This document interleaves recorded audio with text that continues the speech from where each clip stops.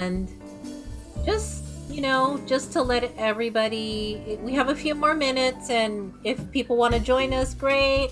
If not, you and I can go to town on this subject. We sure can. Yeah. Yes.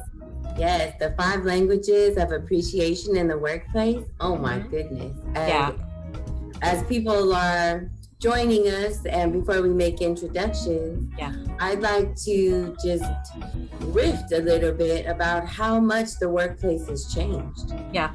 And it's changing again. So some people are going back to work for 2 or 3 days out of the week. Some people are back to work, but not seeing the public, even though they may have been public facing before. Yeah. And the entire world is moving into the digital sphere. So Yeah. even if you're at work, that you might hear several conversations going on Zoom at once. Right. So while we may all need an office now, if you went back to work in a cubicle, that's not afforded. So Yeah. make do.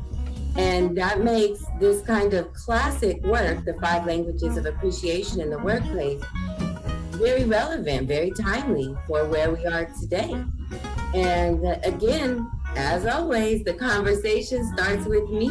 So in reading the 5 languages of appreciation in the workplace, it's not only important to find out what the appreciation is, or what your style or highest influence or motivation is, but also to start questioning how you're going to articulate that. How are you going to get those needs met now more than ever, when communication, it may be happening verbally, but there are so many unseen pressures and frustrations and biases going on in all of our minds. Let's not try and make it seem like it's them and not us.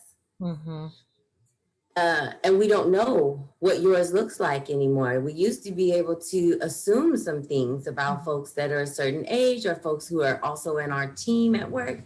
Yeah. And now that has that's been obliterated by the new normal. So as we acclimate again by going back to work, or by maybe dealing with traffic in new ways, and of course, juggling the responsibilities at home, it is an incredible time to be familiar with what the love languages are, or what the languages of appreciation are, and then start playing with that a little bit, getting curious about how that affects you. What does that mean for you? And then try putting your baby toe in the water and trying it out with the people you care most about, or the people you feel safest with. And then sometimes in those crucial conversations where you might be forced to lead up or manage yourself using emotional intelligence in a chaotic or heated discussion, right? Yeah, well, I really look at this subject and I think this really helps us bring the humanity back to our interactions. I'm always looking for ways for people to show up as people, not positions, and especially not in power plays, right? So when you focus on something like appreciation, now I actually have to look at you and, like you said, be curious about what makes you tick, what would make you smile, what would make you lean in and say yes to me as a coworker, and bring the humanity back to our relationship. In the pandemic, when we're all working apart, no longer in the office, there is that break in the nuance of face-to-face interaction, right? I could breeze by your office and poke my head in and say, "Hey, Deanna, how was your weekend?" And we could have that human interaction. But that was largely removed through how we stayed at home for the stay-at-home order. And now we're going to challenge our brains now that we may, be a divided office where some decided to go in and some are waiting to get their shots or what have you. And we have to adjust. But in that adjustment, we get to do some discovery. And I know this week's podcast was all about discovery I as love far it. as discovery as far as your personality and self-discovery, and that psychological safety. And this is kind of another piece to psychological safety, is when I am recognized for how I want to be recognized, everything seems to get a little easier because I feel seen, right? All we want in any relationship is to be seen. And because we spend an inordinate amount of time at work, we are seen as a functionary, a position, Mm. not as a human being. And so for me, this is a tool to further that, oh yes, you're human. And I'm going to take the time to understand what makes my fellow human tick. And so I've always loved this work. I started off when I was newly married. Someone led me to the love languages, his original book in this work, and they translated it. He translated it with a partner in order to have that workplace appreciation angle. So still based in love, but now more appropriate for workplace conversations. And it's taken off. I know so many groups who have taken this book on. In fact, I don't have my hard copy of the book because I loaned it to a client to work on with her staff. And I said, I'm going to give you my book. I need it back because I have some notes in it, but I want you to get started, because this is going to change your mind about how you see your staff. And I checked in with her 3 days later and she said, I took a glance at that book because she's very busy.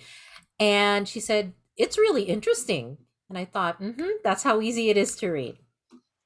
You have brought up so much to unpack here. So I'd like to introduce us right quick because I Yeah. have several questions. And Yeah. so, for the sake of introduction, welcome to the L3P Community Book Club. Our meeting for this month is studying the 5 languages of appreciation in the workplace.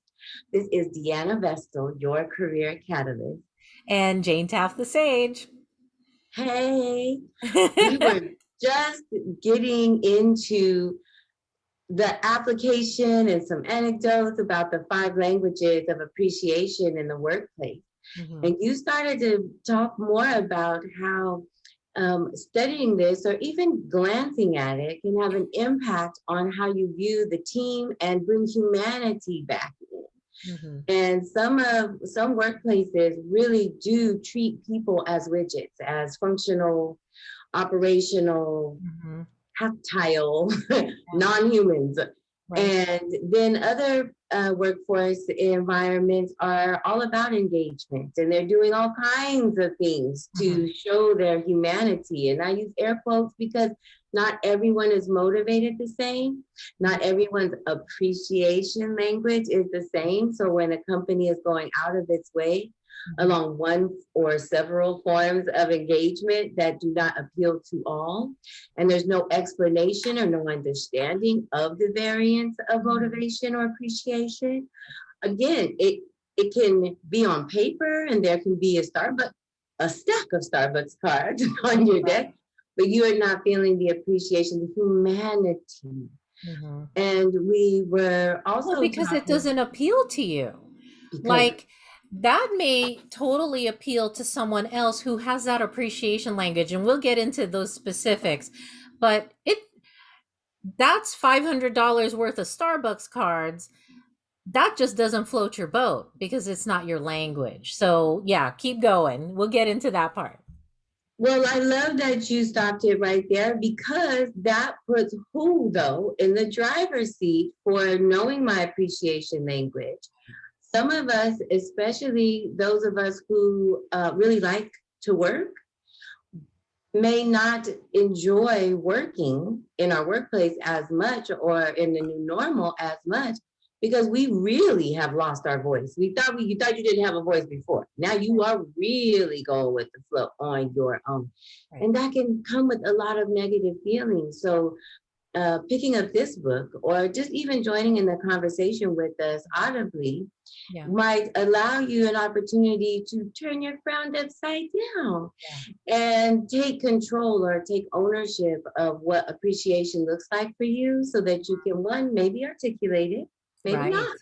Maybe you would, number two, appreciate yourself for hard work and Mhm. start to look at the appreciation language of others in a new and insightful way that will help you be the catalyst or help you be the glue, Yeah. whichever it is that floats your boat. Yeah, I really believe that whenever you learn something new, the first person to wake up is the first person to share the wealth, right? If I'm the first person on staff to discover a book, I'm going to share the book. If you don't want to take me up on what I learned, that's cool. But I always feel obligated to share what I learn, right? And not everybody feels that way. They feel it's like private learning. I really believe that we get to maximize the effect of any learning we do for ourselves by practicing it and sharing it with those around us.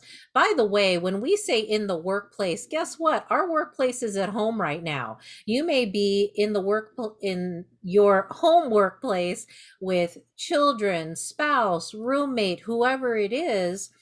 This information is valuable for you too, because now that we're in close quarters all the time, it's even more imperative that we understand how little shifts in your relationship with each other can really give you more bang for the buck. It's not grand gestures. Most of us understand it's not the big gestures that count, it's the everyday little ones. um, a long time ago when I was on the radio, I used to say this one thing, and it is the little things that count, Mm. right? It is the little things. It's not the big things. And when you think about that, think about little things like a drip, a drip in your sink. A leaky faucet, but just Yeah, a drip. just a drip. Okay. But think about how if you've ever had a leaky faucet in your bathroom, the one that you use and you can hear it at night, that little thing became a big thing that robbed you of your sleep. Yes, Or if you absolutely. had a teeny tiny drip in your pipes underneath your sink in the bathroom, I've had that too. Yes. And it will erode everything below it just a little bit at a time. Same thing with these little things. If you do not take care of these little things, it will erode that relationship just a little bit at a time, and you'll never see it coming when it breaks completely, right? Because it could have been fixed and stopped the drip, right? And so I really like to think of little things are the big things.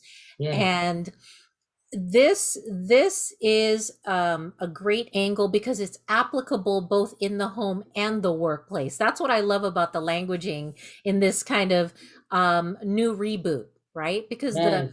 the information is timeless. But man, I love how they remastered the information so that it is absolutely applicable in the workplace, because the love language, we don't want to think we love people at work. We barely like them. No, love is not the right word. But appreciation, oh yeah, I can wrap my mind around that.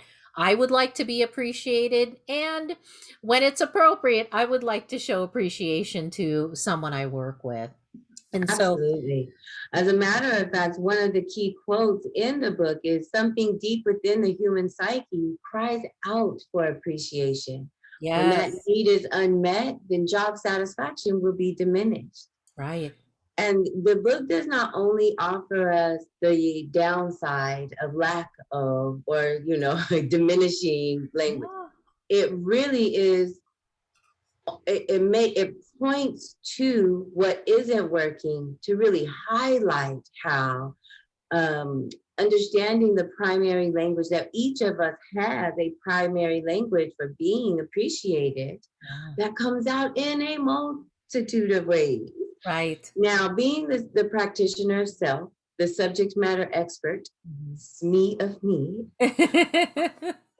gives us the opportunity to learn how to articulate what we'd like to have or how we'd like to be appreciated. Yeah. And there are other subtle cues. There are other quite obvious, exclamations of joy Yeah. or faces of squinting, no, thank you. And then subtle eye rolls. I mean, all of these articulations Yeah. can be used in your favor, whether you are the CEO or in leadership, and even when you are an entry level or mid-level professional. Yeah. Why is that? Well, because we're always telling on ourselves. What I mean is, it actually, because I love to observe people, I actually can read a room pretty quickly based on body language.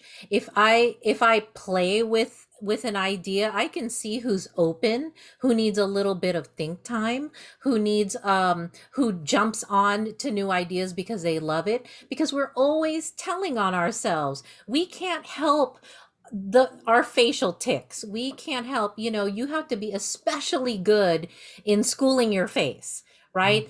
To have that poker face, because you don't think someone's observing you that closely. So most people are giving themselves away all over the place. But before we get too far into that, let's actually reveal the 5, right? Because that's really important, because those who are not familiar, now you're going to get the cheat sheet of cheat sheets, right? So the 5 are, and I'm going to read them off because I always forget one, because one is not mine. Number 1 is words of affirmation. Number 2, and we'll talk about these in turn, quality time. Number 3 is acts of service. That's the one I always forget because that's my husband's. Number 4 is tangible gifts. And number 5 is physical touch.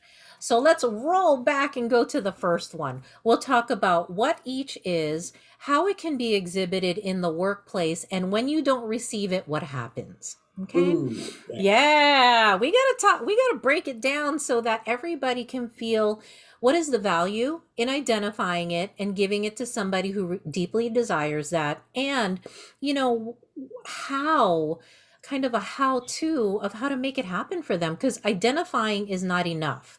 It's getting in the work of doing. Being with your knowledge is not enough. You got to get into the doing. This is an active practice, right? It's not a thinking practice. So let's go back to words of affirmation. What is it? Words of affirmation is that practice where someone verbalizes when they observe something to be appreciated about you, or to encourage you to do something, or any, it comes in a multitude of kind words, motivation. That person usually has a lot of words at their disposal. They're kind of linguists because they have a lot of words that they use generally. How about you, Deanna? What's your take on kind of the definition of words of affirmation? Well, of course, I'm going to talk about the workplace. And in business, the term loss is almost always relating to your highest productive or highest producing or strongest leaders. And again, that can be someone on the ground all the way through to the CEO. But when you lose someone excellent, it's typically because they were dissatisfied in the work they were doing, or downright underutilized or underappreciated. Excuse me, that's what I was trying to say. Yes, definitely. And so when we talk about the 5 languages, the language of appreciation, and knowing the 5, I say it depends, right? There are lots of ways that as the decision maker, our thoughts can turn into things. Yeah. I guess as everyone's thoughts turn into things. Yeah. However, in this situation, simply being interested in taking a look at what loss is, or what asset damage is in people in your group, And starting with this book or this work, Mm-hmm. Yeah. And how just taking a look at it might change or have a positive impact Yeah. on how you're also then looking at loss in the workplace. Yeah, And, because and it's largely perception. You know, people perceive that you have a problem with them if you're not giving them affirmation or attention in the way they prefer, right? They may feel ignored. well, here's the facts, and you can look this up on Gallup's website. You know, the international poll Mhm. Gallup, which measures workforce appreciation, workforce satisfaction, and all things uh, related to that. But the number one factor in job satisfaction is what you would think is salary. Nope. It is whether or not the individual feels appreciated or valued for the Yeah. work that they do. Yeah. This is facts. And when someone is talking to you about a good job, they may mention that they want that stability or benefits, tuition reimbursement, and yet every time they're also going to say, I want to work in an environment that's different from my last environment, Yeah. or Yeah. I want to work in an environment that appreciates me like my team did in university. You know, you remember the time you worked on a significant team that showed value to you. Yeah. And that is actually one of the largest controllable costs of an organization is losing someone or losing productivity for people who stay and show up on time and take their lunch, you know, and are always ready to assist on projects, Mhm. and they gripe and complain. Yeah, they're giving you their minimum versus their best, you know, coming with all their gifts and enthusiasm. And this is why it's so important to talk about this subject, right? We've been saying it over and over in different ways, and I think we really sometimes people are at a loss to understand what does it look like, because when I first looked at this I was like, I could easily understand mine, but the dawning of aha actually happened when I thought, so who around me do I need to really observe? And Mm. it came to me that a lot of the people I end up working with are acts of service type individuals. So if we can, let's go back to each one, because I want to get by the end of our talk tonight, I want to get through them all so that someone's not left hanging, right? Because we can build the case all night long, but if we don't give examples, it won't come home to everybody. And so, you know, words of affirmation, that's mine, right? How do you identify someone has words of affirmation? Because they are constantly sharing from, they're constantly using words of affirmation. Exactly. We tend to use the appreciation language we expect. And the other thing about if your one is really high for you, have two. If one is really high for you, you tend to, at the dismissal of everything else, because you believe the world works the way it works for you. Yes. And I know that's confusing, but you really do believe you are the center of the universe. And we navigate the world believing we are the central point, I think which, you make an incredible yeah, point about that, because some of us, especially women, and I can speak to that because I am a woman and my client base are largely women, right. and we feel in many cases that we can't, that we just are not allowed to seek who cares if I don't do the dishes, they won't get done. If I don't take the kids to soccer, guitar, Chinese lessons, all the things, they it won't happen, and Yeah. the house will fall apart or the job will fall apart if I'm not here. And that is a real thought. It is a concrete belief.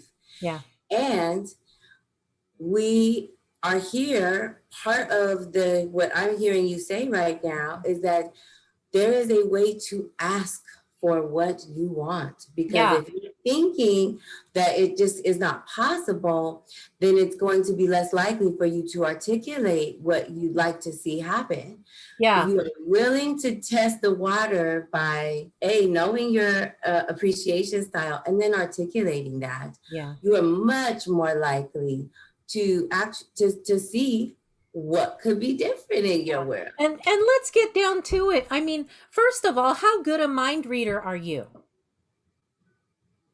I'm decent, I'm but this not. good. Okay? Yeah. I'm this good. And because I'm 0% good at mind reading and I am the average everyday person, I think everybody else are horrible mind readers as well. So just like they said in kindergarten, use your words. I mean, Yes. it's kind of as easy and as hard as that. Yes. Because for those of us who feel like we have been made silent, using your words can be an exercise of real strength and bravery. Yes. And And it, mm, and it will pay back dividends that you did not see coming. amen. I Yes. mean, be brave. Yes. One Yeah. of the things just in learning the languages is that you will be more aware. You'll hear it. Yeah. You'll hear someone who may have been telling you what they'd like to see happen for a long time, long enough to start looking for a job on the side. Yeah. And all of a sudden, because you exposed yourself or were willing to take a one step deeper look into the language, Mhm. might be quickened to hear someone else's appreciation language. And that is those kind of ahas, they don't just only form a bond because they do help make us feel closer, Yeah. but also they're so rewarding. It's a satisfaction that you Yeah. didn't expect to feel, right? Yeah. And I mean, real talk, right? We really are poor observers of ourselves. So we are horrendous observers of other people. Mm. Some of us have the Oh, hobby of watching other people, like me. But before I got to this point, I had to discover who I was. That's how I got really interested in other people because all of a sudden I knew more about myself. So I'm like, if that makes me tick, what makes another person tick? And I would play this detective game with myself about another person, just observing them, not judging, just observing and thinking, I wonder if that person is an introvert. The way they're smiling to themselves or maybe not smiling to themselves in a crowd, are they introverted or extroverted? I think they're introverted. If I walk up to them and I ask them a question, will they talk back to me or will they kind of dart around and think no? It's a game I started playing. mm. But if we are very poor observers of self, we need help to observe other people. So we always start with self, first me, then thee, right? Amen. That's right. That is thought in action. Yeah, Absolutely. yeah, Okay, so I want to tap in for a moment yeah, when we talked about, so you are a words of affirmation yeah, person, and that is one of the love or appreciation languages, yeah, using words to communicate a right, positive message. yeah, I have noticed that you do give praise for accomplishments. You love to celebrate the small wins and yeah, the big. yeah, You are all about affirming people's personality or mhm, people's type. yeah, You might focus on someone's positive behaviors and their traits like being organized or optimistic, and an affirmation for character. mhm, You have a keen ability to flesh out the best in others and then help them see that by articulating it in real time. yeah. And is that also the way you like to be affirmed? Yeah, absolutely. There's nothing better for a person who gets appreciated by words of affirmation than being told in specific terms what is appreciated of them.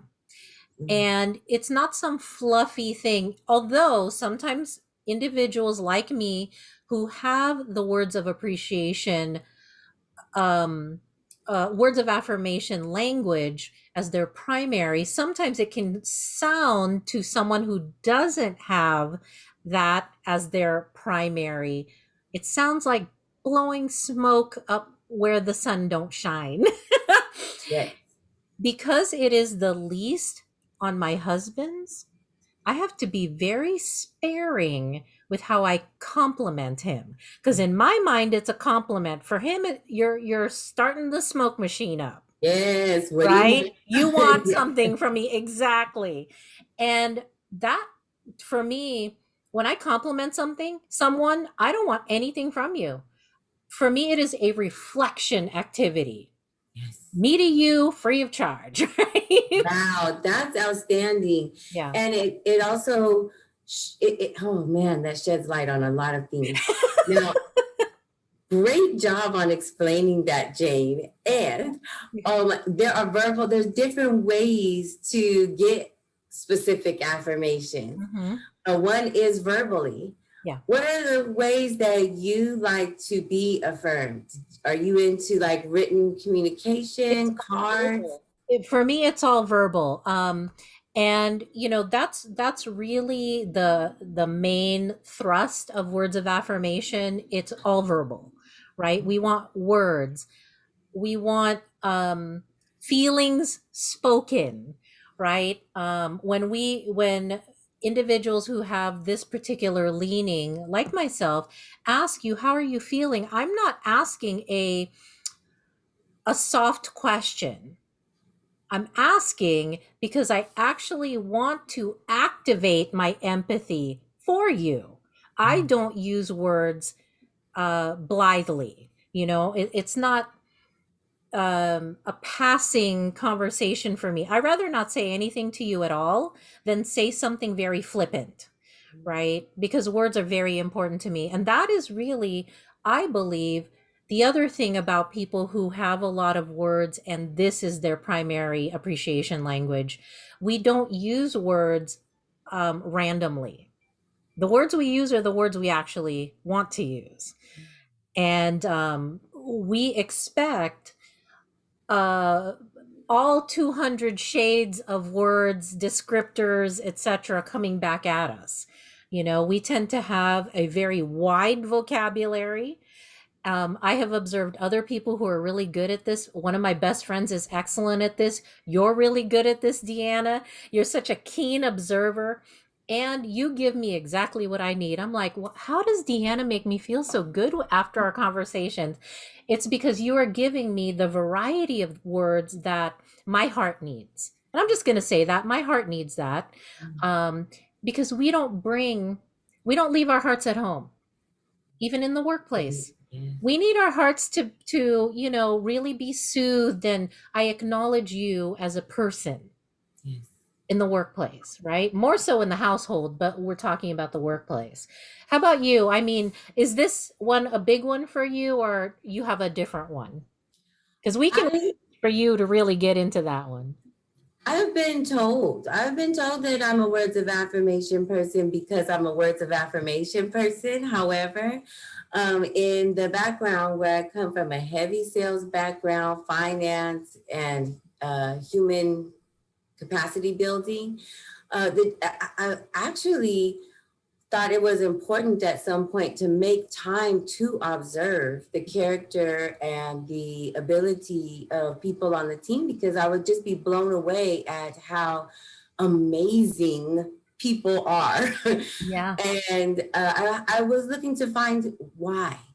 So when I take the assessment, and I take it often, and Yeah. anyone out here who is interested, yes, get the book. And, today technology is at our fingertips. Type in the languages of appreciation and take the assessment for Yeah. free. Yeah.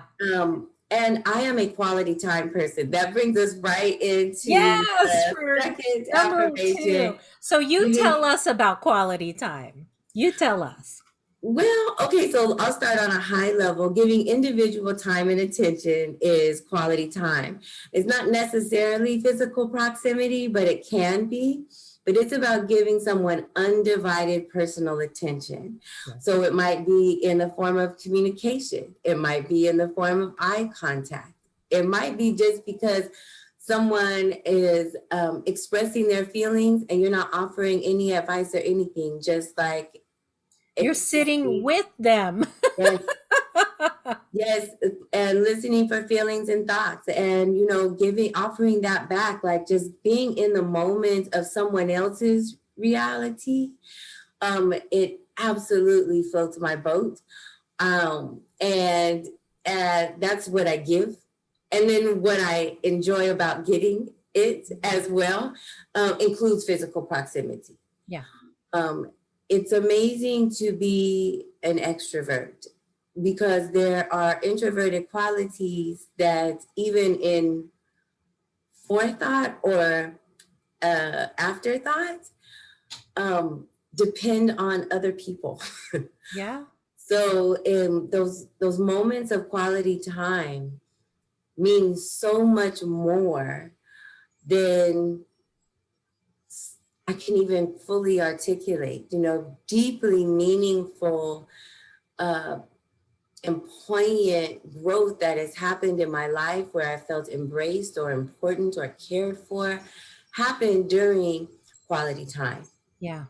Yeah. I So love how you say that, because when we deliver that person's appreciation language, they feel a plethora of feelings. Acknowledgement, just like exactly what you said, acknowledgement, um, that you care for me, that you feel heard.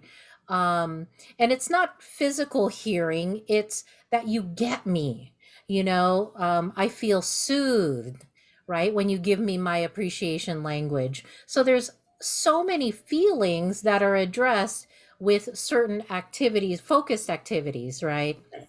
Yeah, keep Yeah. going, girl. Well, I'm the type of person who has found myself in the winner's circle in my career, and so that means like dinner or traveling or retreats and things of that nature. And I roll my eyes a lot because you kind of have to go if you find yourself in the winner's circle. It's like celebrating in Cozumel, Mexico, and it's supposed to be exciting. And for me, I'm like, if I'm not having a sit down conversation with the CEO and the other people like that I have been Yeah. watching and admiring in this company, then you can keep your surprise gift in the winner's circle. Right. Right. And I know that might sound like a little bit of an attitude, but from my perspective, I'm the winner. Like, shouldn't I be?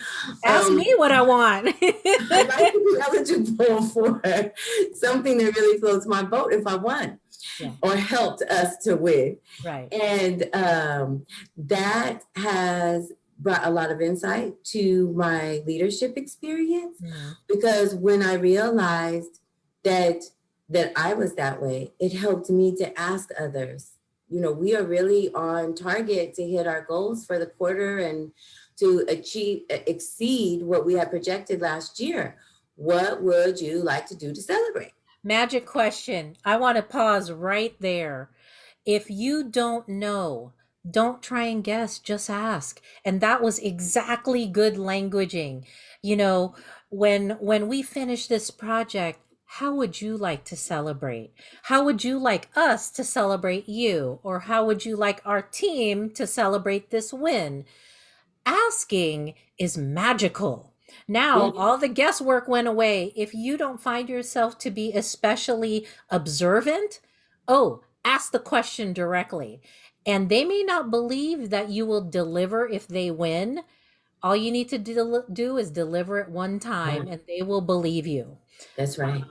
But when you ask and you deliver, and remember, it's a if then statement. If you ask, then you deliver, they believe you. But if you ask and you do not deliver, they will the erosion of trust has begun. So all of these things are trust building activities, whether it be at work or in your friend relationships, love relationships. Everything is built on trust. I think Yeah, we can both agree on that. You're either building trust or eroding trust at any yeah, given time. And this is a trust building activity or bit of knowledge. And we hope you're enjoying it so far. Um, let's see, keep Absolutely. going. Okay, Sure. quality time. Number What else you three, got? acts of service, Yes. pitching in to help and get things done. This is my primary love language. So acts of service, pitching in to help and get things done. So I have interviewed a gajillion people in my lifetime, Uh-huh. and you say, tell me your strengths. I love to help people. Yeah.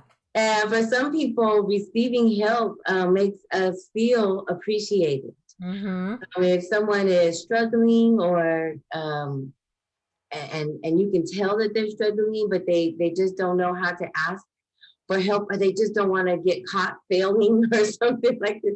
Yeah. This gesture can encourage just simply asking, what can I do? Yeah. What can I do to help? Can not just only encourage one person, but the entire team. Like, Yeah. what? We can ask for help? Right. Yes. Yeah. And I get pretty excited about this acts of service because it can include anything from the simple and tangible, like a car wash certificate or Yeah. Getting something done that you need done. yeah, exactly. And it can also spill into the other love languages. Yeah. Um, when when those of us are able to complete our own responsibilities before helping others, Mm-hmm. there is more ease in being an acts of service kind of person. Yeah. I think it's important to note, I'm going to ask you a question because to me, acts of service is really delicate because those of us who are into it can so easily spread ourselves too thin. Yeah. And accidentally, if you will, become underappreciated Right. because we are known for giving Right. and not necessarily known for resting. Yeah, there is a dark side to the acts of service appreciation language because when you are running around helping everybody, you tend to tap yourself out, right? Because that is your love language. You are showing appreciation to other people by extending of yourself. And if you are not getting that well filled up also by someone else coming behind and saying, how can I help you? What could I do for you? If you are the doer, you will get done. I mean, you will run dry. And the other dark side is you may be offering people help who get offended because they don't understand the intention behind your help, and they may judge it or perceive it as you think you're better than them or more able than them. So you have to tread very carefully here, one, to avoid burnout, and two, to avoid offense, right? And so you got to be careful with this one. I'm so glad that you brought that up because that gives us a chance to dive into the world of expectation. Mm, And it's a tricky, tricky minefield for either growing a relationship or really eroding trust. yeah. So, can you talk to us a little bit more about like how to respect someone else's way of getting help or seeking it? Mm-hmm.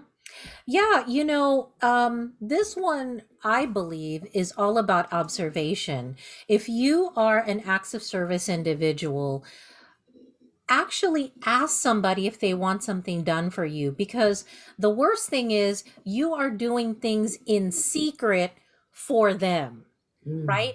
I ran around and did your laundry and washed the dishes and made dinner. Did they want any of that? Or were you out of the outpouring of your heart, which is all good?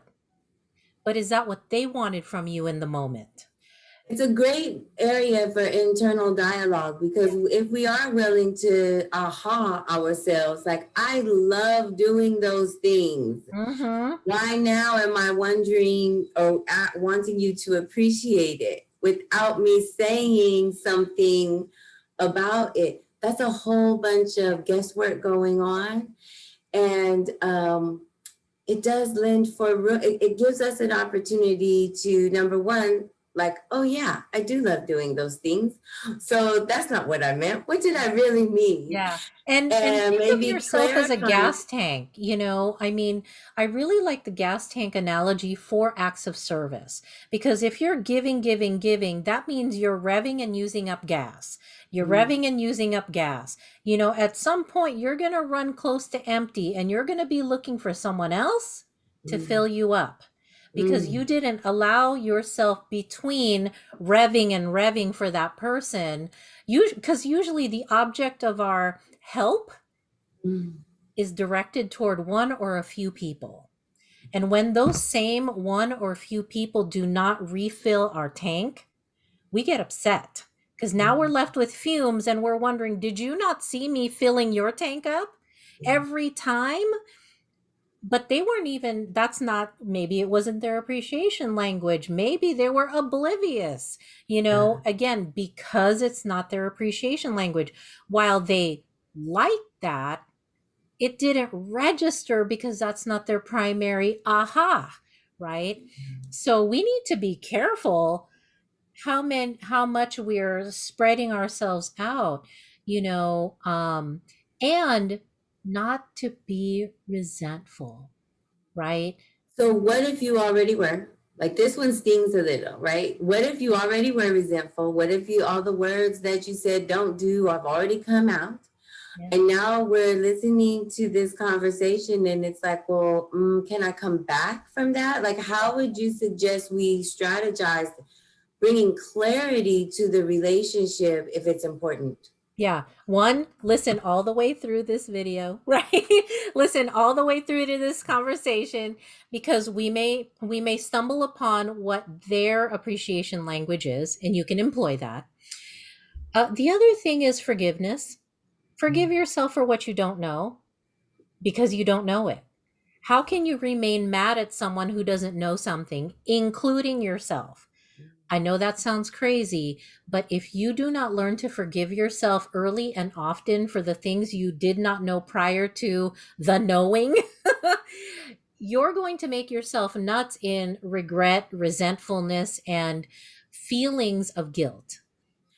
So are you talking about a simple private message, like actually using the words, Deanna, I forgive you for making assumptions that your acts of service were welcomed or even wanted Yeah. by the object of your affection in that moment?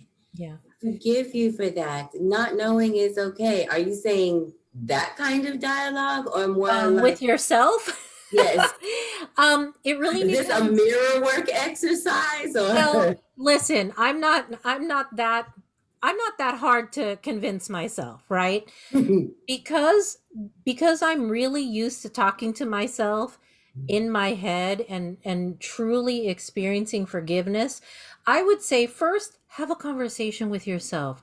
Really reflect, right? The easiest thing is reflection because you could do it anywhere, right?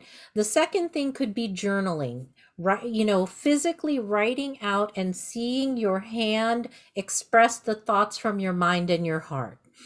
Um, the next thing could be, you know, doing mirror work. If that works for you, that doesn't work for me. It doesn't do anything for me, but if it does for you, perfect.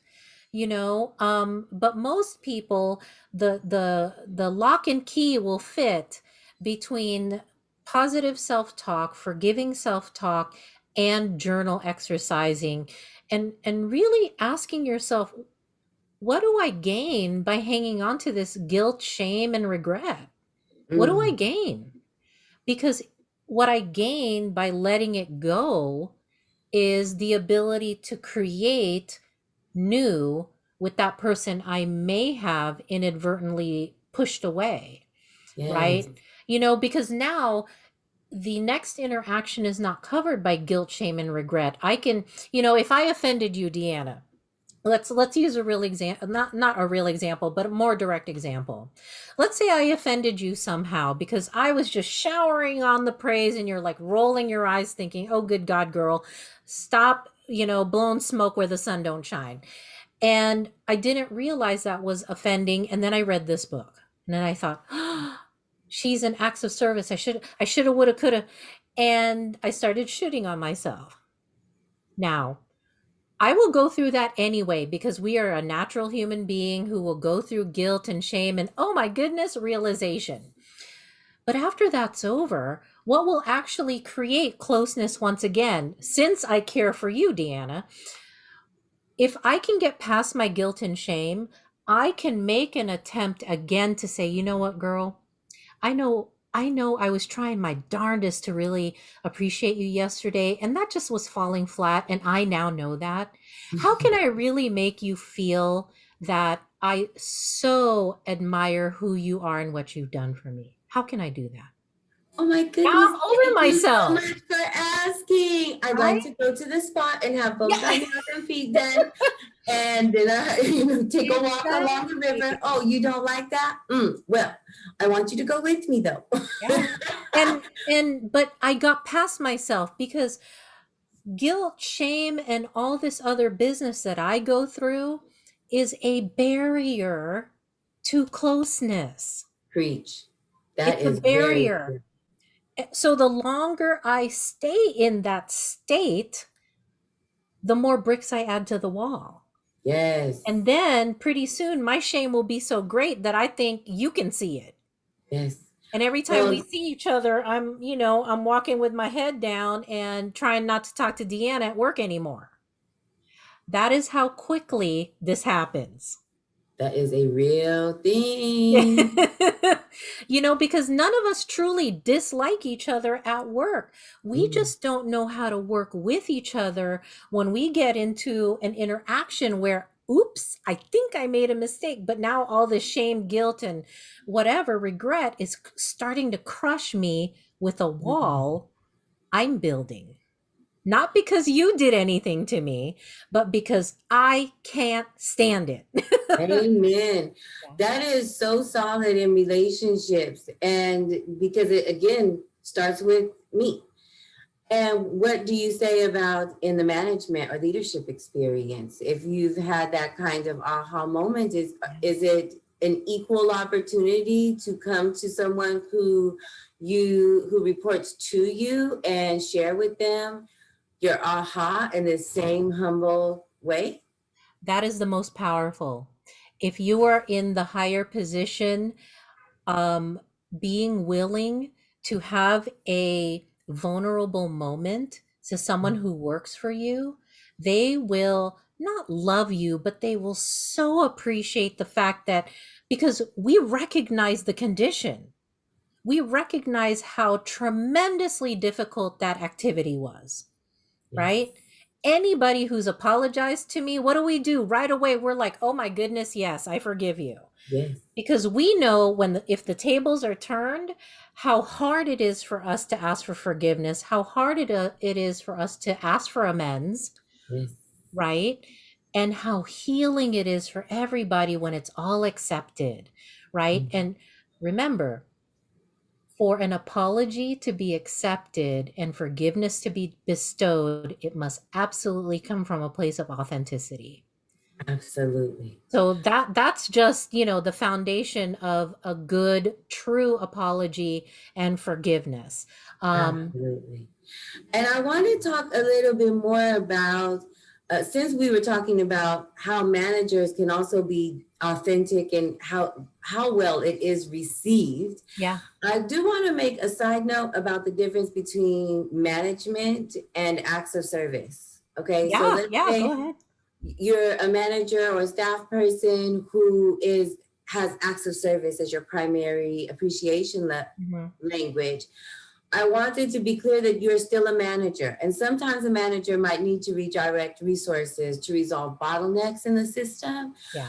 This is not an act of service, right? The manager can make a positive difference by reassuring the team members who are lagging behind, letting people know that they've already done their best, Yeah. and encouraging the entire team to achieve the goal together.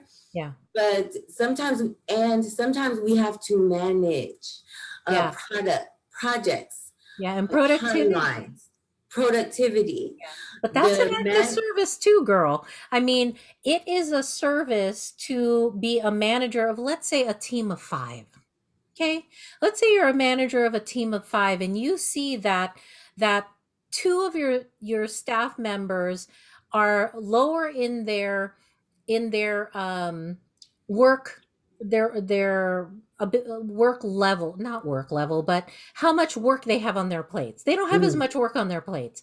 So you say to the other 3, "Hey, do you mind getting some help from so and so? Is it okay if you work together to kind of lessen the load?"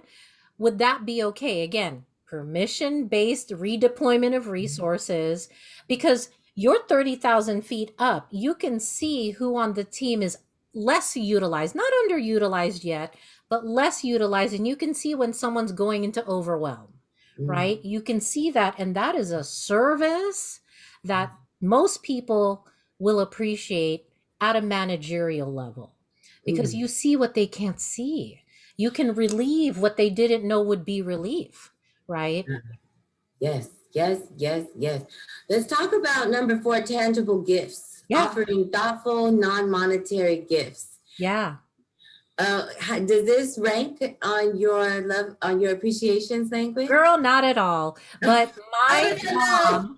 my mom has this in spades. So I had to learn this about my mother. But I should have known from years of all her trips that I did not go on with her, where she would always bring back a trinket. Now, I would make fun of her, much to her disappointment and irritation. She would bring me something because guess what? The sentiment behind it was, I was thinking of you and thought you would want a piece of that joy too. Mm, And I finally had to start telling myself that. I had to tell my kids that, because that's not their love language either, right? And so when someone is a tangible gifts appreciation language, they just want to know you were thinking of them and bringing them a physical reminder of that thought. You that's know, right. it could be like one of my friends just gave us notebooks from conferences he had. I love having a notebook in my purse. So I was like, well, thanks for bringing those. So I got one. While it's not I'm not a tangible gifts appreciation language, I appreciated the sentiment behind that, Mm, right? Or maybe you have at your workplace, if you do this, you get that, right? That's back to those gift cards.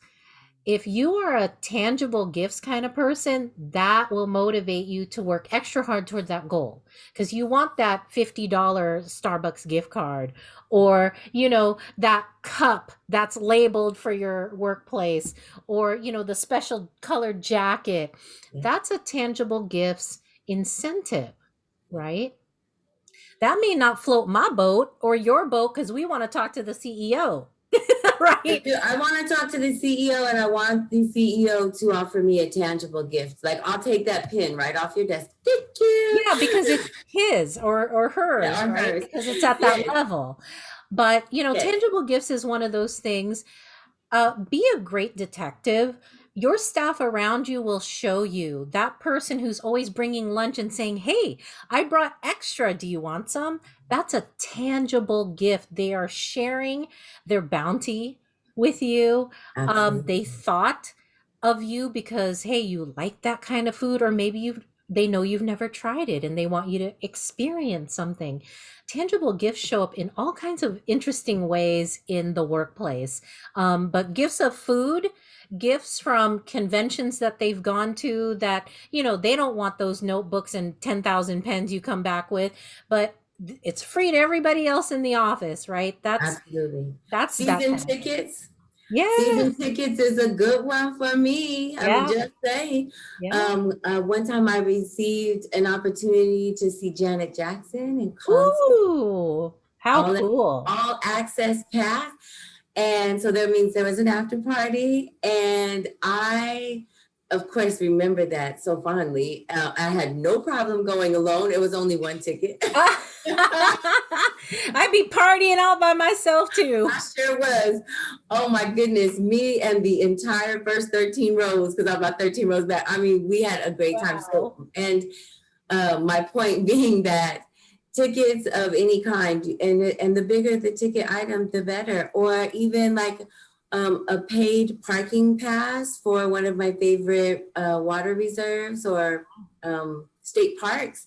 Yeah. I mean, these are the kind of gifts that really add value Yeah. to. There's always that level of expectation at work, right? We're looking to be of value, or we're looking to show value. Mhm. And when we give a small gift, when there is a small gift exchange and you see the light up moment, Yeah. then that is an opportunity to really dig in and find the right gift for the right person, Yeah. because it's not one size fits all. And if you do buy season passes for the whole team, every single game, there's going to be someone in the team, on the team, who thinks they have to show up Yeah. because it's a Or who team doesn't of. care for it and gets resentful because now you're taking up their private time. I mean, you And we know. need to articulate that if we are a tangible gifts kind of leader, like I am, um, then we need to really articulate that there is no requirement Yeah. to attend the concert or event, or that we would be totally okay if we found out they had regifted our Yeah. gift. I Yeah. think that's really important because um, we want to build relationships. Yeah. Yeah. And so just keep in mind that each of these gifts requires some level of clarity, a conversation for Yeah. clarity And around it. And really, the hallmark of someone who really loves and appreciates receiving tangible gifts is they put a lot of thought into the gifts that they give. So, for instance, let me give you a real personal example that happened very recently. It was my birthday early in March, and my son wanted to get me a gift, but he's not good at giving gifts. And so his girlfriend loves giving gifts. So they paired up together and created a gift basket. And his girlfriend was more excited about me getting the gift than he was, Mm. because that is her. And the next time she gave a gift to someone else in our family, she got excited giving the gift. So I know when it's our turn to find a gift for her, we're going to have to be careful, and we're going to have to ask some questions. And, you know, but here's the other thing: someone who likes to give gifts doesn't necessarily want to get gifts. That's Right. the other thing. They just enjoy the process of giving the gift. There's something inside their heart and soul that goes into that gift in the giving, not Good. necessarily the getting. And then there are other people who actually like to get gifts, but they're horrible at giving gifts, right? So you have to figure out, you know, are they a gift giver or a gift getter, right? And I have a child who's actually a gift getter.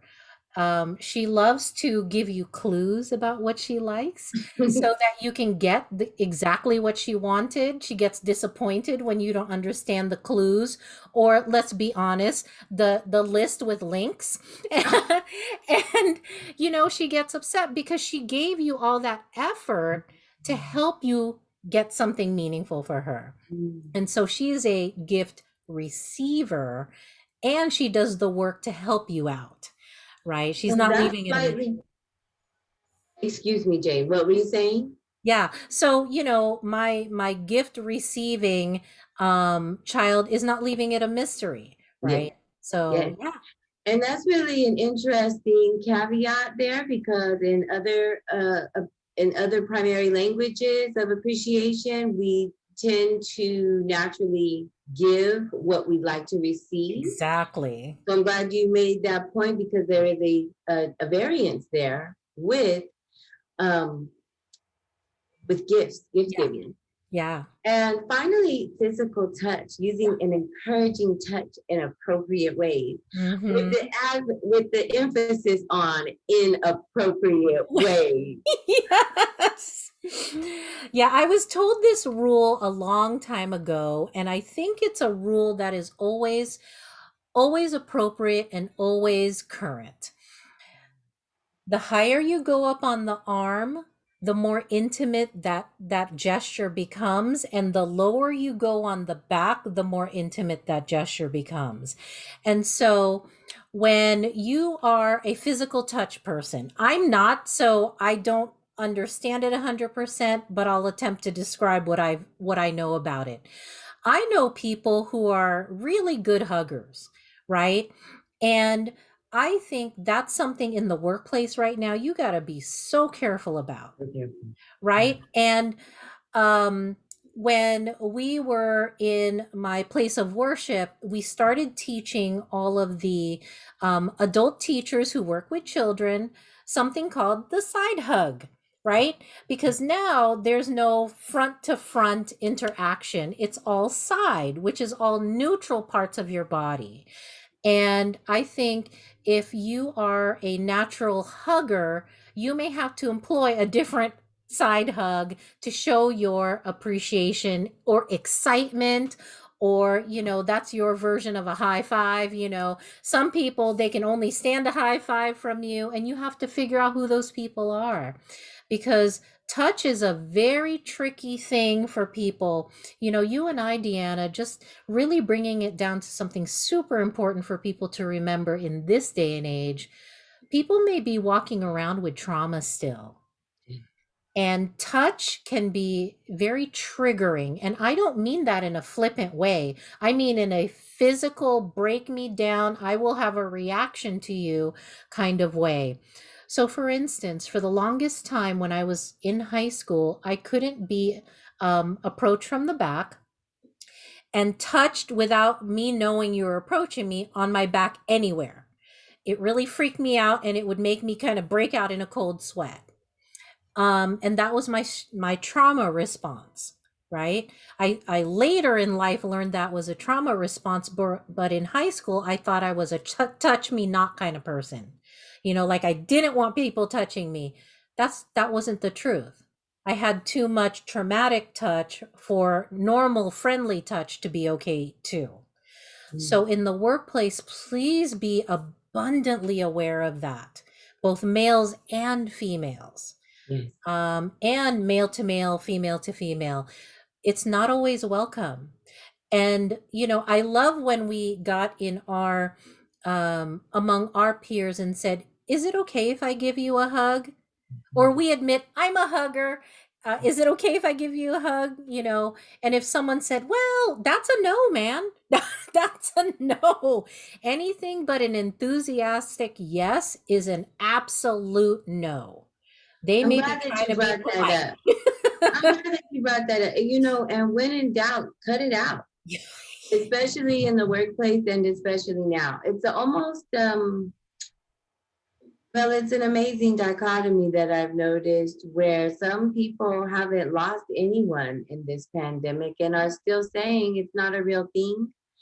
And okay, I get that. And it just seems strange that is when that is a construct of belief, that there's actually some kind of attitude around people not wanting to touch. Yeah. COVID high five. All right. Yeah. Hey. That's exactly right. Yes, COVID right. elbow to elbow. Yeah. COVID hug means I'm hugging myself. Yeah. Pretend I'm you hug hugging you, yourself, hugging me. and we'll pretend that we're hugging in person. Yeah. And so I'm glad that we get a chance to clarify what is the standard now professionally and at church or in your civic and community engagement.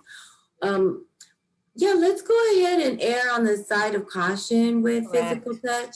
Yeah. And then we could go ahead and really leverage the beautiful art of communication and clarifying what is okay. Our young people right now are experiencing this huge disconnect of touch through Yeah. consent. Yeah. And so let's be clear that there are extremes Yeah. on either side of whatever this is, Yeah. and that respect is something we can find in the middle Yeah. by And simply touch, asking if it's okay. I love that you also brought up the other side of the spectrum, touch deprivation. Mm. You know, there's a lot of single people. I have a very good single friend who has a physical touch need, Mm, and he's single. And I think, as good friends, I give him that hug absolutely. because, I mean, I might be the only hug he got in a week, Yes. or longer. Yes. And we know we're friends, so there's no weirdness about that, but it feels so good. They say a baby who does not get touched is a baby who physically withers and dies. They Mm, actually did experiments a long time ago. I want to say it was in the 30s and 40s that this experiment was done by not touching babies. absolutely. And it was not in America, praise God, because I would have been mad. But um, the babies got sick for lack of touch. So individuals, babies need to be touched, nurtured, you know, children need to be free to hug. I had to learn this because I had a hugging kid. One of my kids, super huggy. And I had a hard time when I first had him because I was still recovering from my trauma. Mm, And I had to overcome that and remind myself over and over again, this is your child. This is your child. It's okay. It's okay. But that was hard because I was the mother, right? And I was thinking, wow. I am unnatural. But soon enough, my trauma became more healed and I could give him what he needed because I loved him. I loved him enough to overcome my own trauma. Wow. And I realized how healing for me his warm little sloppy 2-year-old hugs were, That's so right? wonderful. Right? And it's amazing how even if you have touch trauma, how it can be healed when the appropriate type of touch comes into your life later, right? um Touch that requires nothing from you, right? Because trauma touch always requires something from you, and it's something you don't want to give. That's But right. touch is so healing, and actually retook this test, and I had to tell my husband, I said, my top two are always going to be my top two: words of affirmation and time. But Mm, I'm thinking my quick three is physical touch. I know. Like, I love that, that arm across the shoulders, I'm with you, girl. Or, quick touch to say hi if I'm just in the room, but I'm passing through, just to let you know without words that it's me. mm, I really enjoy that from certain people, mm.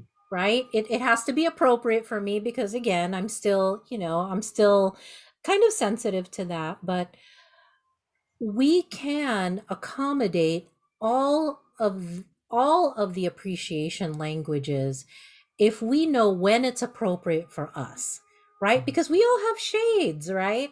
Shades of, like I said, my top two are always going to be these, but I'm discovering when I enjoy some of the other three, Mm. right?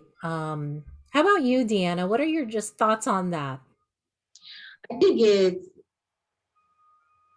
an important time to have these conversations because I love love. I love touching. Yeah. In some of my corporate environments, there is a rule against touching, but Yeah. in healthcare, there are no rules against touching. It's very important and understood as part of the life and death process. Yeah. And also in communities of color, touch is part of the language. So Mm. uh, we are living in a critical time, and it is important to step forward in an embrace with a certain belief system, and also acknowledging the importance of hygiene today, Oh, yes. and really going the extra step beyond the bacterial squirts and really using soap and water and lots of rubbing. Mhm. Aside from that, uh, touch is one of my communication languages. Yeah. Yeah. excuse me, as well as, I don't know, it doesn't really hit the radar. It's the only one that doesn't hit the radar for appreciation. Yeah. Excuse me, but it is absolutely how I communicate. Yeah. We're in Sacramento, if you all are here Yeah. with us in Sacramento or further away, Yeah. but The my allergies are window is killing us. open and it's breezy. I So know. please I know. I'm excuse like me. wiping my eyes. Yes. I think it's important that we, number one, as leaders and as practitioners of self, identify our primary and secondary language of appreciation and identify the one, too, that is of least importance to you. Yeah. For me, I'm developing an action checklist each time I take the assessment. And when I ask other leaders to take it, I usually take it again as well. Yeah. I want to know how long it takes, what comes up for me, and different. I like to be engaged with my leaders and the teams who are using this work. Yeah. And then developing an action checklist for the primary language, right? What specific actions are most meaningful? Yeah. Um, And to and how, have, and to build that language to communicate how you want to be appreciated. there it is. Yeah, And I love that idea.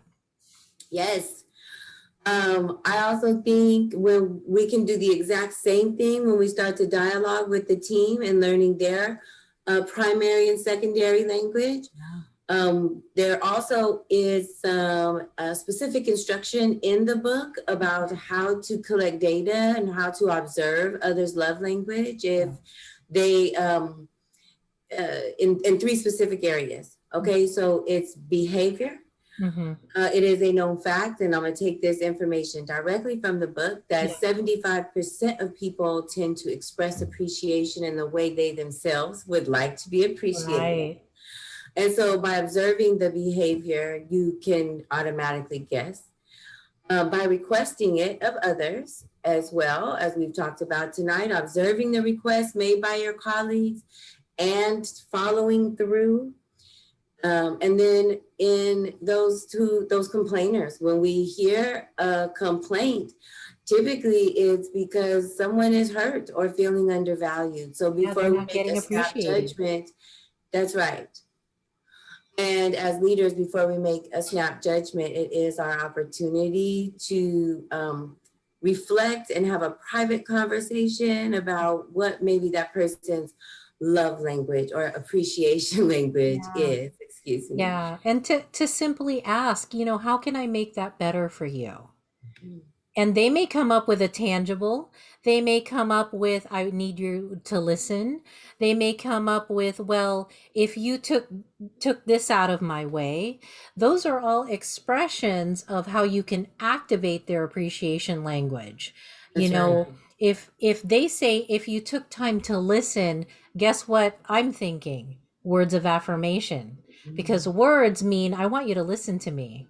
Or it could also mean time, because they said the words, if you took the time, so to slow down and focus.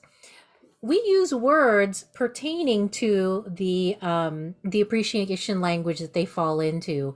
Or if you did something for me, that is absolutely acts of service. They want you to do and act for them, Yes. you know. Or if you gave me some resources, now that's not necessarily tangible gifts, that's still acts of service in the workplace, because they're asking you to remove an obstacle or increase resources to remove obstacles or to grease the wheels. Um, And in every situation, even in the best situation where this is a finely tuned machine and everyone seems to be doing great, there can be blind spots. How yes. do we uncover the blind spot? Yeah.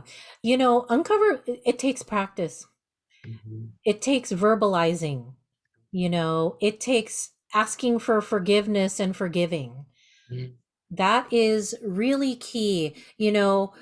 When in doubt, use your verbal skills. And this is why we so believe in that leadership aspect and communication aspect go together. Learning all kinds of things is great, but if you do not know how to verbalize your learning, it goes nowhere. Well Right? said. And what about the difference between, because we're talking about appreciation all night long. Yeah. What about the difference between recognition versus appreciation? Yeah. Yeah. It recognition is more closely tied to your personality. So for instance, let me give you an easy one. You want to give away a trophy to the salesperson of the year, right? That person may be, even though they're a salesperson, they may be a technical salesperson who's an introvert. They love the tech talk, but they're introverted.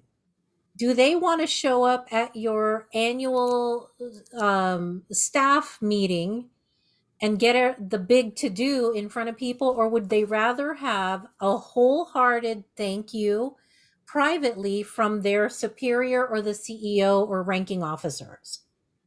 That's an introvert versus extrovert kind of activity, because us extroverts do it on stage, do it in front of the staff, put me in the newsletter with my picture, and that is a personality preference, Mm. not necessarily an appreciation language. It could pair with that.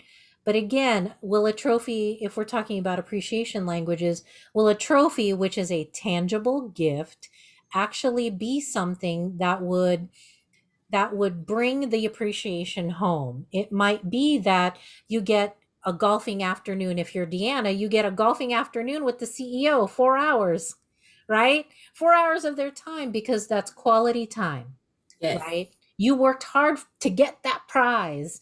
yes, Um, I really believe people compete for the prizes they want. yes, And those that rise up for certain prizes, especially if you have all kinds of incentives, different types of incentives in your work team, try different ones, whether it be, just lunch or lunch with the CEO, or, time off, or, cycle in high dollar gift cards or high ticket athletic tickets, things like that. Cycle in different things, because your staff will chime in and compete fiercely for the things that resonate, yes. right? So have a variety is what I would suggest. And lots of conversation, and be, what I'm hearing you say is also be open to re-questioning, Yeah. to coming right back and to find out, let's clarify. That's what I'm trying to say. And you got me thinking about a common challenge that maybe some of our leaders do not know is common, where I hear leaders saying, I appreciate my team so much. Why do people keep leaving me? And the Exit real interview. question is, do they feel appreciated? Right. Like, I absolutely believe you appreciate your team. I believe you. Yeah. Do they feel appreciated Yeah. though? What's the difference? I can't help how other people feel. This is a real thing from Right. leaders, right? And it's common. Yeah. So no, So you can't the help way how other people feel, but the way Gary Chapman does this, at least in the love language book, is he talks about, and he calls it a language for a reason, right? So you and I speak English. Now, if I only spoke Chinese, or, Tagalog, the Filipino language, but you did not, and I could be expressing my heart out, but because you could not interpret my words, do we have understanding? Do we have communication? No. And you, in the same way, could be speaking English to me, and because I did not understand English, there's a communication gap. yes, Same thing happens in appreciation, motivation. If what you are sending is not being received, it's broken. It's broken. And I think, yes, what our leaders are now understanding is it's complicated. There is no one size fits all cookie cutter. Well, I always give a trophy or I always give a day off. Well, that person who loves their job doesn't want a day off. They want some perks. They want some perks. They want something else. Maybe that person who, always eats lunch at their desk wants you to, sit and have lunch with a high-ranking officer. They want their ideas heard, right? Yes. Um, Again, it requires you going outside of your box as a manager or leader, trying and exploring different things in turn. Like, I really love, I have a secret tool that I want all leaders to employ right away. And the secret tool is called a potluck. And I know everybody is in different areas, so this may be somewhat outmoded, but I really want you to try something. Nowadays, the modern potluck is kind of you Uber Eats food to everybody on the team, right? And you get on Zoom, and what do you do when you're around food and a table? What do you do? Chat it up about friends and experiences. Exactly. You don't Family and you don't experiences. talk about work generally. That's right. And I want you, the leader, to listen very carefully. People are going to tell you who they care about in their lives. That grandma who just whipped out all her 15, grandchildren and all their pictures and what they're doing and Yep. bragging on them all. That's what she's interested in. That's what she wants you to be interested in about her. That person who talks about ultra running on the weekends. Oh, yeah, they want you to be interested in that. And guess what? Both the grandma and the ultra runner, you can find something to appeal to their interests in your reward system, in your acknowledgement system, where you can say, hey, I'm going to buy the grandma $100 gift certificate to Target so she can buy those kids something. I'm Yes. going to get a gift certificate to a running magazine for this person and a running app or an athletic store that's specifically for runners for this staff person when it's time to appreciate that. You need to become a data bank of how to give appropriate appreciation in their interest, in their appreciation language. And yes, that takes work. Yes. But the best environment that I have found is that sneaky little thing called a potluck, or food around a table. It doesn't necessarily have to be a potluck. It could be something you brought in to get everybody comfortable and talking about what's important to them. Yes, I'm glad you clarified that too, because I'm not eating other people's food right now. Exactly. However, I hear you. I am still eating with people virtually and in person. Okay, Yeah. socially distanced, of course. Correct. Why? So I am hearing that there's a system at play here, that a relationship needs to evolve, that we can do our best and things can still get messy. So why then buy this book?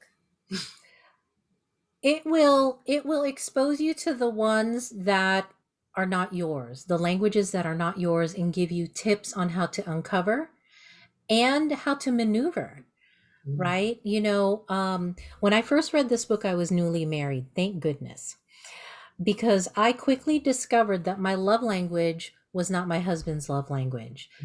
He is deep acts of service. Do something. And he's running around my house all day long doing things for me. Did I acknowledge them? No, I did not. Because all I wanted him to do was sit on the couch with me and tell me how beautiful I was and how much he loved me. But I learned a method to appreciate him and give him acts of service, right? I found ways to bring him iced tea when he's working outside, doing exactly what he wants to do, or make sure it's made. His iced tea is made. That's his thing, iced tea. And, make sure it's made and it doesn't run out. Or to, when I'm at the store to buy his, favorite snack, and say, hey, I thought about this for you. And that was perfectly great for him because now he didn't have to run out and buy his favorite snack that was about to run out. He didn't have to stop what he was doing to make iced tea, which was a process in our house. And I found ways to be of service, even though that's the lowest on my appreciation language personally. So it prompts you to make a way when, even though it feels unfamiliar and you get kind of huffy about it, um, it will still you will still be challenged to find ways to still appreciate them in a way that's easier for you.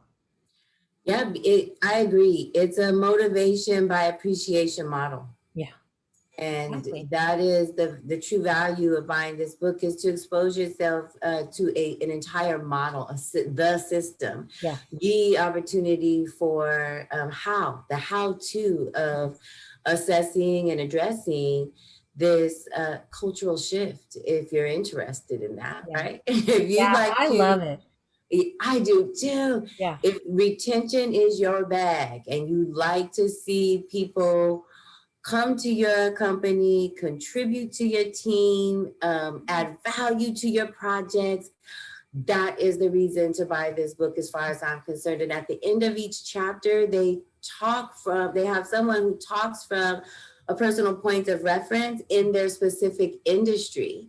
yeah, So, there are anecdotal intersections yeah. for you to relate to as well. Yeah, and this is why we bring these things to our book club, right? Because we want to give you those powerful tools, not from our mouths, right? But from experts who have researched this information, done the work, done the interviews to justify their methodologies, because there is science, but then there's also art, right? I'm really good with the people art, but I bank on science to confirm it for me.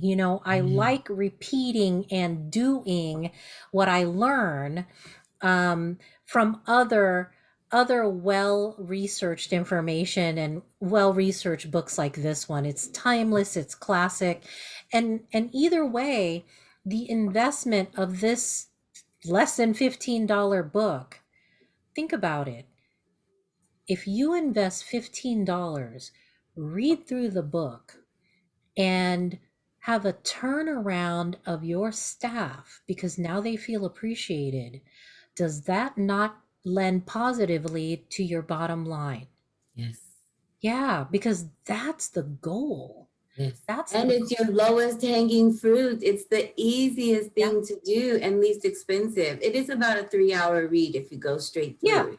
Yeah, and you can do it on audiobook and there's cliff notes. I mean, come on now. So, this world of technology has made it so easy to digest. I suggest reading slowly and carefully through books. Why? Because that's how we internalize things, slowly and carefully.